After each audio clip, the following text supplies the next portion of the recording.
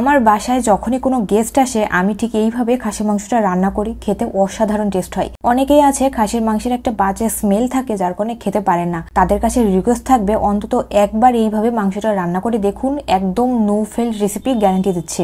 So hello everyone, আমি Alvira and welcome back to Alvira's recipe. আজ আমাদের রেসিপি থাকবে খাসির মাংসের লাল ভুনা।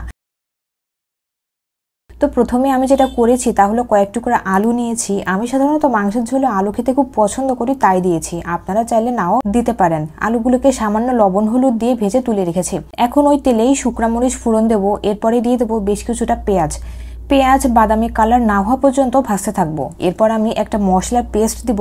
আচ্ছা, এখানে আমি কি কি মশলা ইউজ করেছি সেটাও বলে দিচ্ছি। আমি এখানে নিয়েছি সামান্য পেঁয়াজ বাটা, রসুন বাটা, আদা বাটা আর কাজু বাদাম বাটা। এই মশলাগুলো দেওয়ার কারণে মূলত খাসির মাংসের স্বাদ এতটা সুন্দর আসে। মশলাটা দেওয়ার পরেই আমি কিছুটা সময় কষিয়ে নেব। এরপরেই একটা টমেটো কিউব করে কেটে দিয়েছি। এর সঙ্গেই মাংসগুলো দিয়ে দেবো। মাংসগুলো একদমই ফ্রেশ ছিল, চেষ্টা করবেন একদম ফ্রেশ মাংস নেওয়ার, তাহলে খেতে অনেকটা স্বাদ হবে।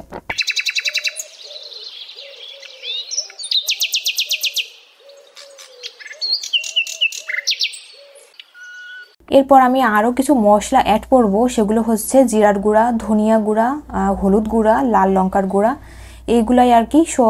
সো এই মশলাগুলো ভালো করে কষানো হয়ে গেলেই এরপরেই দিয়ে দেবো আলু, যেগুলো আমরা ভেজে রেখে দিয়েছিলাম।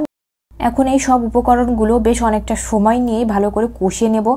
একদমই ভালো করে কষাইতে হবে, তা না হলে কিন্তু এই মাংস থেকে অনেকটা বাজে গন্ধ আসবে। যাই হোক, তেল ছেড়ে না দেওয়া পর্যন্ত আমি এটা কষাতেই ছিলাম।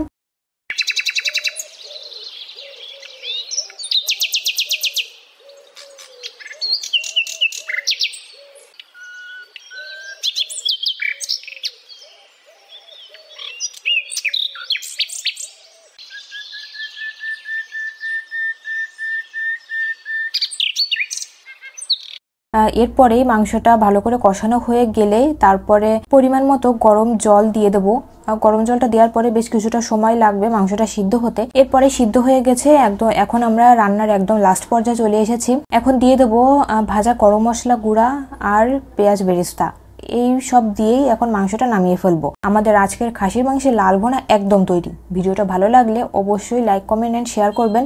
আরও নিত্য নতুন রেসিপি জানতে চাইলে আলভিরাস রেসিপি পেজটিকে ফলো করুন আর আমাদের সঙ্গেই থাকুন। সবাইকে অসংখ্য ধন্যবাদ ভিডিওটা সম্পূর্ণ দেখার জন্য। সবাই ভালো থাকবেন, সুস্থ থাকবেন। বাই।